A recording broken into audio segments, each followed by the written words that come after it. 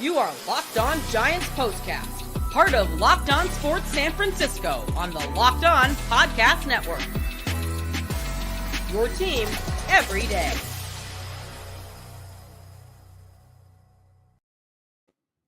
Yo, what's up, everyone, and welcome back to the Locked On Giants Postcast. I'm your host, Eric Triple E Engel. You may know me as the former producer for the Murph and Mac Morning Show on KMBR 680. And today, the Giants fall 3-1 to the resurgent Chris Sale and the Atlanta Braves. Sale silenced the Giants' bats today with 9 strikeouts over 6 innings of 1-run ball. Dude looks every bit to be an all-star this year, which he very well is going to make that team. Could even start the all-star game for the National League, and Jordan Hicks just couldn't match Sale's production. It looks like he's hitting a wall in the dog days of summer. Reminder that he's already thrown a career high in innings and pitches this season. It's the first week of July, but the Giants still have a chance to pull out a series win tomorrow in the rubber match. They've been pretty good in those games, so we'll break it all down. But first, I want to thank all of you for watching us on the Locked On Sports San Francisco YouTube channel. Please hit that subscribe button if you aren't subscribed already. Thanks also for listening on the Locked On Giants podcast feed. Make sure to check out the Locked On Giants Daily Show for more in-depth coverage. Ben Kaswick does a great job. And this episode is brought to you by PrizePicks, the easiest and most exciting way to play daily fantasy sports. Go to prizepicks.com/LockedOnMLB and use code all lowercase LockedOnMLB for a first deposit match up to $100. Today, the Giants didn't have their best lineup out there. I already see my guy Ryan in the comments talking about it, but some of these guys needed breaks. I mean, platooning Conforto and Wisely. Wisely's played a lot. Conforto, I think, could have got some run. Casale was out there instead of Bailey, which I actually do kind of like that move. Bailey's been playing a lot as of late, but Casale, and we saw what happened with Bailey last season as he kind of gassed out towards the end of the year, and he just wasn't really effective these last couple nights out. He had a single good game against the Dodgers, but he's been slumping at the plate as of late. And Casale actually has some ownage on Chris Sale. They were talking about it on the broadcast a little bit, but Casale coming into today slugging 11.25 career against Chris Sale, batting average over 500. He's 4 for 8 with a home run lifetime. So Casale, a good day to find a spot to rest Pat Bailey. But nonetheless, the Giants offense really struggled without having their typical lineup out there. And I get why people can be frustrated with the platooning, but this is a little bit less of platooning, I think, than we've seen in recent years. Yes, you want to see Lamont Wade Jr., you want to see Brett Wisely, you want to see Michael Conforto, you want to see Pat Bailey. I get it, but some of these guys can't play every day. I don't think they want Wade really playing all the time, still working his way back from that hamstring injury. I don't think he's completely out of the woods on that yet. I think he's still kind of managing some pain, some lingering things there. It seems like he's still not quite himself out there. So I don't think the Giants want him pressing to try and grab that, reach back to what he used to be earlier this season. I think they want to just let him get back into being healthy and trust the process, for lack of a better term. We don't want to be anything like the Sixers, but we just signed Paul George, but that's for another broadcast. But man, a lot of strikeouts today for the Giants, a lot of bad at bats, and I get why you want the bats of Conforto, Wisely, Wade instead of what we had today. Slater 0 for 3, VR 0 for 3, Fitzgerald 0 for 2 before he got subbed out for Lamont Wade. So the replacements did not do their jobs today. And, it's kind of today, I chalk this loss up to win some, lose some. And I know that's not, the best, I guess, like hot take to have, but it's July. It's the middle of July. You got an all-star on the mound in Chris Sale, who just picked up his 11th win of the season. He's 11-3. And dude's just been awesome all year long. And he was just a buzzsaw tonight. 2.71 ERA on the year. He's just absolutely back to the guy he used to be, which is wild because this guy has just been fallen off the face of the earth the last few years. I mean, we keep hearing about Chris Sale comebacks, and then he keeps falling flat on his face every time he attempts to make a comeback. And now that looks like he finally figured it out. I mean, how many people pegged Chris Sale as like a fantasy sleeper this year? Because I didn't even have this guy on my radar in fantasy baseball coming in this year. I know a lot of you probably wish that you would swooped him up just like I do, but today he only gives up 3 hits, the 1 earned run, just 2 walks, and 9 strikeouts over 6 innings of work. Dude was just unhittable, just so locked in on the mound today. And when you run into a guy like that, your chances of winning a game are pretty low. So I don't know if it really would have mattered what lineup the Giants trotted out there today. Chris Sale was just on top of it, and the Braves did just enough damage against Jordan Hicks, who has been struggling as of late. We'll get into some of the more advanced metrics and inside the numbers a little bit later in the show. But just as far as what we saw today, I mean, Hicks just a little shaky out there. He was getting swings and misses, but found himself not able to really do that in 2 strike counts today. He threw the sinker sweeper splitter combo, didn't throw the splitter nearly as much as he's thrown in the past. Only 9 splitters today. We've seen this trend kind of continue later as of late, with Hicks admitting that he struggled with controlling that pitch out in St. Louis when it was really hot and muggy. And although it wasn't as hot and muggy out there in Atlanta today, I have to assume it was more of the same, that he was unable to really find that pitch.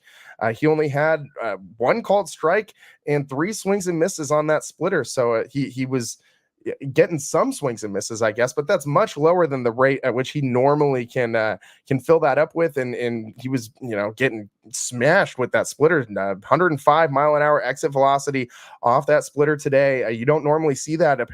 Other opponents usually really struggle to hit that splitter, but as of late, he's really had a hard time controlling it. And I wonder if it's the arm fatigue. I wonder if it's the heat. I wonder if it's a little of both, because Hicks is already hitting a career high in innings pitched and total pitches thrown. And today he kind of did the same thing he's been doing for the last, month, 2 months. He was moving along just fine. He gave up a run in the second inning after give up 3 consecutive hits. Riley leadoff single, a d'Arnaud single, and then forever giant Adam Duvall doubles and drives in the first run of the game.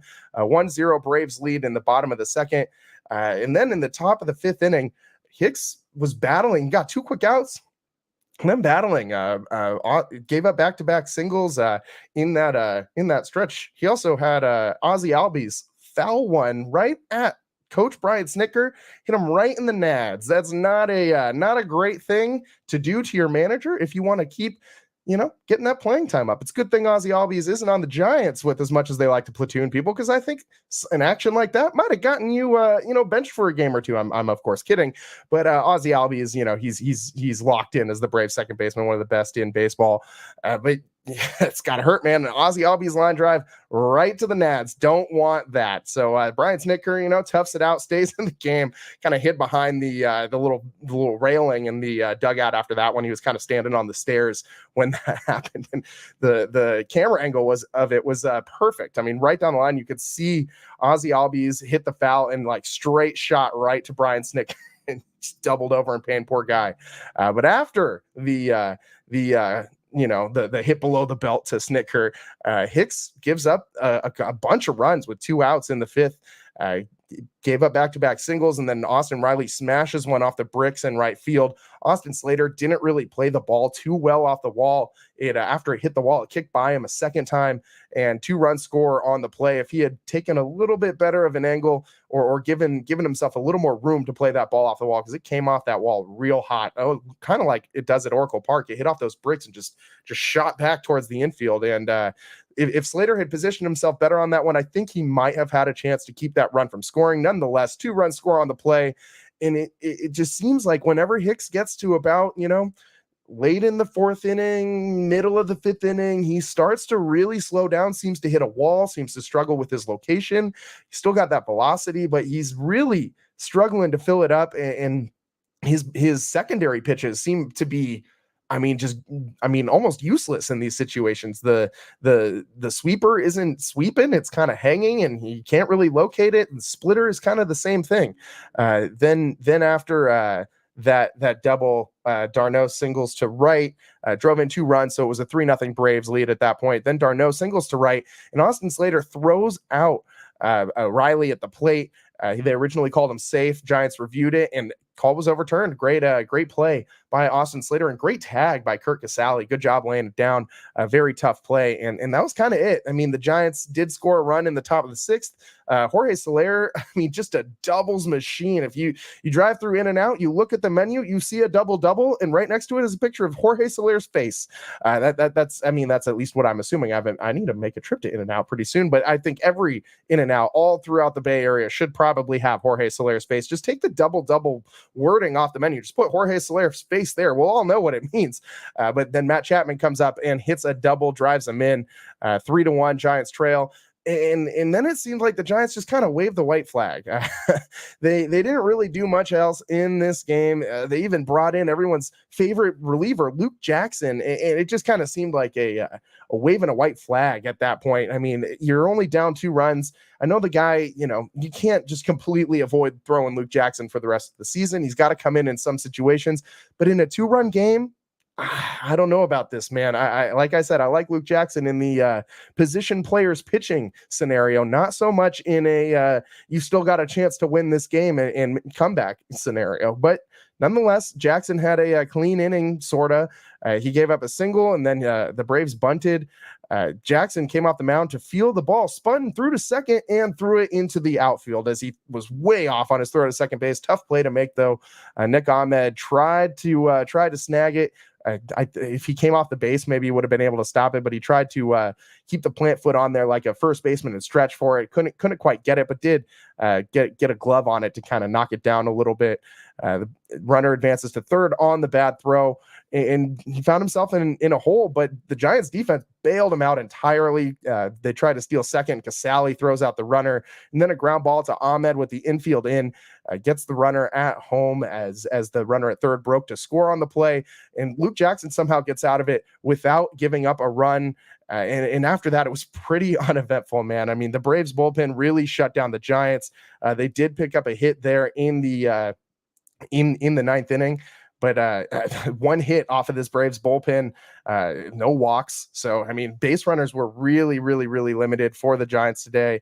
They did leave 5 runners on base, 1 for 5 with runners in scoring position, but you only had 6 base runners, so that's a little tough when you have 4 hits and 2 walks in a game. That's just not enough offense to beat a team like the Braves. The Giants have been rolling pretty well offensively. They've scored at least 3 runs in a game. Every game for what seems like the last, maybe month, maybe 2, not 2 months, but it seems like the last month. They've been doing that pretty consistently, probably a little less than that. But point being, their offense has been a lot better than it was at the beginning of the season. Today, I mean, a lot of offers, Matos, VR, Wisely couldn't pick up a hit in his 1 at bat. Wade couldn't pick up a hit in his 1 at bat. Fitzgerald, offer. Ahmed, offer. I mean, just all donuts all over the place. Ramos, offer. I mean, nobody could really hit today. Chapman with a multi-hit day. He was on base 3 times actually. So that was that's pretty solid. But that's the only Giant who really did anything noteworthy at the plate today. Going to need a lot more than just that if you're going to want to beat a team like the Braves. But good job for the Giants pitching staff to settle in and the bullpen especially to keep this team from scoring a bunch of runs. I mean, Sean Jelly went out there, pitched 2 innings. Luke Jackson pitched an inning. So you, at least in the loss, you keep the bullpen fresh and you go to Logan Webb tomorrow to try and win the rubber match. And the Giants have been really good in these games so far this season. They're 7-2 in rubber matches. And most recently, they just beat the Dodgers in their final game of the Dodgers series on Sunday. So, I mean, the Giants pretty good in rubber matches, and you got your ace on the mound. The Braves will throw Charlie Morton, so he's 100 years old. Logan Webb should be able to outlast him and pick up a win for the Giants tomorrow, which if you're going to win series on the road, that is a big plus. I mean, you don't want to keep losing series on the road, but if you set yourself up to win in rubber matches, if you win one of the first 2 games of the series in all these road series, that bodes well for the Giants, who, as I have said, are pretty good in these rubber matches, 7-2, and especially when you got Logan Webb on the mound, that's always a positive. He has struggled a little bit on the road this season. His home road splits are pretty dramatic, but recently he's been a lot better on the road. So than he was at the start of the season. So Webby, the Giants need him now. I mean, more than they have at any point in the season, or just as much as they have at any point in the season. This bullpen really needs to continue to have a little bit of a break, and having them not have to throw in games in places like Atlanta, where it's in July, where it's super hot, super muggy, it really does save them for future games. And that's something the Giants desperately need right now, as we know they're starting pitching in shambles with all of the injuries. We do got to take a quick break here on the Locked On Giants postcast. Tons more to get into on this one. Chris Sale, amazing. But Jordan Hicks, we got to talk a little bit more about the numbers and do a deeper dive onto if this guy's hitting a wall or not at this point in the season. Stick with us on the Locked On Giants postcast. I'm your host, Eric Triple E Engel. We'll be right back.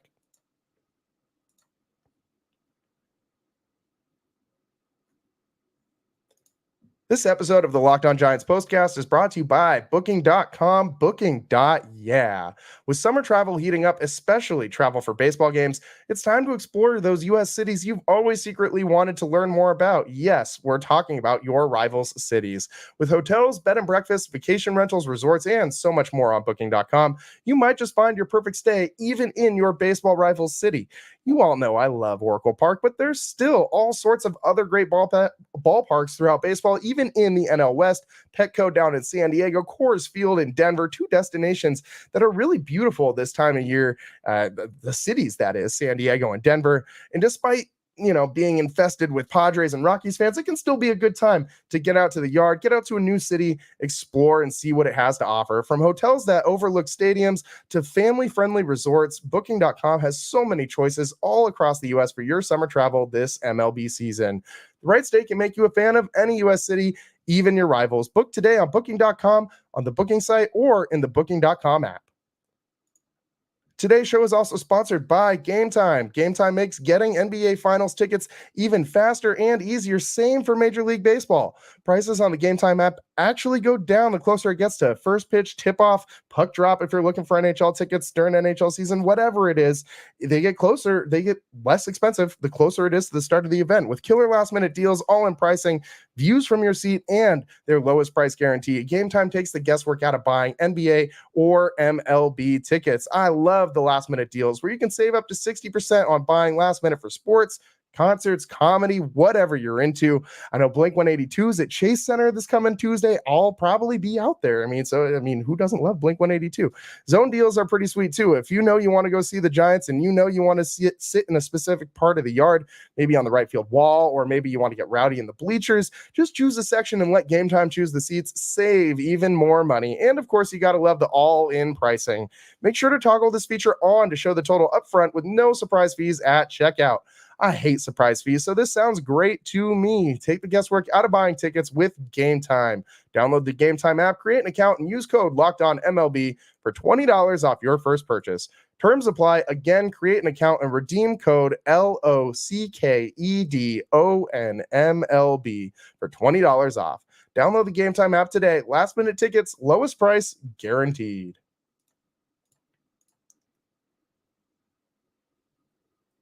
Welcome back to the Locked On Giants postcast. I'm your host, Eric Triple E Engel. I was reading the word pitched and combined it with my name. My name is not whatever the hell I just said. Eric Triple E Engel. I promise I know my own name. And this is the Locked On Giants postcast. And today, man, Jordan Hicks looks like he is hitting a wall, as he's looked kind of all season long. And if you take a look at the numbers month by month, he's it looks like he's really hitting this wall. It's not good. His length of his outings keep shrinking more and more and more. He only went 5 innings today, which is what you want from him. That's gives you 5 innings. That's good. That's the mark for starting pitchers that the Giants seem to have this year. Anybody but Logan Webb. If you're Logan Webb, then you must throw at least 7 innings because you're the only one who can. But anyways, 5 innings pitched today for Hicks. His shortest outing in all of April. Let's go through the months: April, May, and June. Now that we have a whole month of June to compare, we can look at all these 3 separate months. If you want to include the his one start in March, at the very end of March, you can. He did win that game. He went 5 innings against the Padres. I didn't include that in these stats, but for what it's worth, that's what happened on that one outing in the very beginning of the season. But 5 innings pitched today. Shortest outing all of April was 5 innings pitched. Seems like forever ago. In May, he had 4 starts of 5 innings pitched. Only 1 start less than 5 innings pitched. He also went 5 1/3 in one of those starts. So essentially 5 starts where he went at least 5 innings. In June, he only completed 5 innings in a start twice last month in 5 starts. That's a big drop off from 9 starts in his first 2 months of the season, going at least or 10 starts in the first 2 months, going at least 5 innings, to only do it twice in a 5-start span in the month of June is a little concerning. That's also when he started to hit his season high for innings pitched, season or career high for innings pitched, career high for pitches in a single season, and he hit that before the halfway point of the season. His ERA in the month of April was sub-2. I mean, dude was on fire. He was getting tons and tons and tons of ground outs. He was one of the best ground ball pitchers in all of baseball. Then in May, ERA balloons a little bit, but still sub-4. He starts giving up a lot more flyouts. His ground ball rate is not what it was in the early months. In May, it started to shift. It was almost a 50-50 split between how he was getting his outs, between ground outs and flyouts. It seems that hitters figured out how to get better contact off of Hicks in that month, how to maybe the league adjusted to that splitter a little bit. Then in June, the ERA gets north of 5. And we've seen what Hicks has done recently. He has not looked very good. It seems like I want to do a deeper dive into when he's giving up these runs in games, because usually I feel like it's the 4th or 5th inning where he's cruising along until maybe like the 3rd time through the lineup and he starts to get lit up. A little bit of Alex Wood maybe kind of feel, but man, I don't want to put that on Jordan. He's been pretty solid this year, but definitely has hit a speed bump. He's hitting a wall. I mean, it's the dog days of baseball, super hot, and his pitching repertoire, as we've discussed on this show, is a little tough when throwing that splitter in the summertime when you're all sweaty. If you can't get that hand dry, you cannot throw that pitch. I mean, I always do I don't know if you guys see me messing with this baseball every broadcast, but I do have this baseball in my hands every broadcast to kind of keep me from getting distracted with my ADHD. But if you got a baseball, I just want you to try and grip it like you're going to throw a splitter, and imagine what that would be like for if your hand's sweaty. Like just grab a baseball and do it. It does not work. Like, how are you going to control anything? It's already kind of a tough pitch to control with the wide set grip, but how are you going to control that pitch at all? I feel like a lot of people who have never pitched a baseball game in their life, and I'm not going to pretend like I was a pitcher growing up. I was for sure a position player. I think I pitched in a couple 12-year-old little league games as like the emergency pitcher guy, but that's it. It was not like I was, the flamethrower of my squad. But nonetheless, if you've pitched at any level, even as a 12-year-old, it's really hard to locate balls from the mound, and especially when you're trying to throw secondary pitches like splitters and you can't get a grip on the baseball. It's really, really, really tough to have any sort of command up there. And so we've seen Hicks really hit a wall, and I think it's a combination of both, man. I think that we see it in these starts when he goes to these hot, humid places like Atlanta. He's not very good, and I think that has a lot to do with the fact that he has a really hard time controlling these pitches when he's sitting out there dripping in sweat. I also think it matters that he's a diabetic. He's very openly talked about this. We talked about it on one of our shows recently too, but Hicks even said in his last start against the Cardinals, by like the 3rd inning, he was drained. Like the heat really took it out of him. The sweat really took it out of him. He didn't look nearly as sweaty and just wet today as he has in some of these prior starts, but I think this is all fact. I think all of this is a factor in Jordan Hicks and why he's hitting a wall right now. I mean, I think the arm fatigue is for sure a thing. I think that his pitching doesn't play as well in some of these hot environments as well as some of these other pitchers can, like Logan Webb, for instance. He seems to be just fine in these hot human moments, but he's not out there throwing split fingers. You know what I mean? So it's different tools work differently in different environments. And for Hicks, his tools, his splitter, it's not the best in these type of situations. So tough sledding for the Giants right now. They need all the help they can get. We say this, I feel like every show, man. They need all the help they can get from their pitching staff, their starters, especially. And I mean, you got to just kind of tread water until guys start coming back. You got Blake Snell, you got Alex Cobb, you got Tristan Beck. I mean, you got Kyle Harrison. Hopefully, Kyle Harrison makes his return on this road trip. That's what we've been hearing. He did throw a light bullpen out in Atlanta yesterday. He did travel with the team, so I think the assumption is that he will make his comeback on this road trip at some point. Blake Snell is also scheduled to have another rehab start tonight. He's going to throw probably around 75, 80 pitches for AAA Sacramento. They're on the road out in Reno right now playing the Aces. And Robbie Ray will make another rehab start for AAA Sacramento tomorrow. So Blake Snell today for the River Cats and Robbie Ray tomorrow for the River Cats as well. If you're out in Reno, you can go see a couple of big leaguers playing if today and tomorrow. I mean, yeah. Might be fun. I've been to a few Aces games. It's a nice little stadium out there in Reno. And then Alex Cobb is also scheduled to throw a bullpen today, and he's going to pitch a rehab game on Friday. So they're all making their ways back, but it's going to be a long way before the Giants get all these guys. I mean, Hayden Birdsong's a godsend as of what he looked like last night, and Jordan Hicks, we just need him to hang on for a little while longer before the Giants get some of these guys back. And maybe they can go to like a 6-man rotation or skip Hicks in the rotation a couple times to try and help save some of that arm fatigue and some of that, get him out of some of these like really bad situations where his pitches don't really play well. I mean, if you had the option to skip Jordan Hicks in Atlanta, that might be a smart idea. If you have the option to skip him in like a start in one of the other, southern states. I know they already played their games in Florida this year, but if they had a game like that or something in Texas or anywhere across the South, really, if they need to try and get him out of these situations, or if they go back to, I mean, we saw what they did in Wrigley, that was a really hot series as well. Any environment like that, I think Hicks probably needs to sit just to preserve some of that arm fatigue and some of that, help him out with the whole diabetes thing, because that's clearly, he even acknowledged that after the Cardinals game, that was something that was hard for him.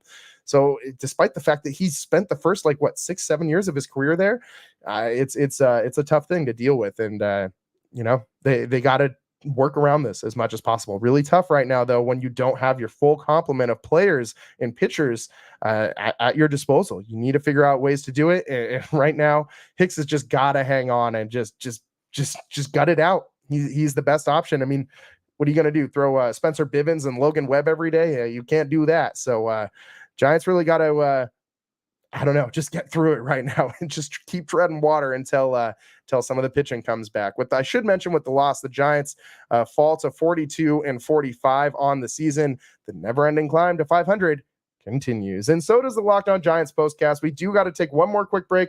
We'll wrap up the show on the other side. I'm your host, Eric Triple E Engel. We'll be right back.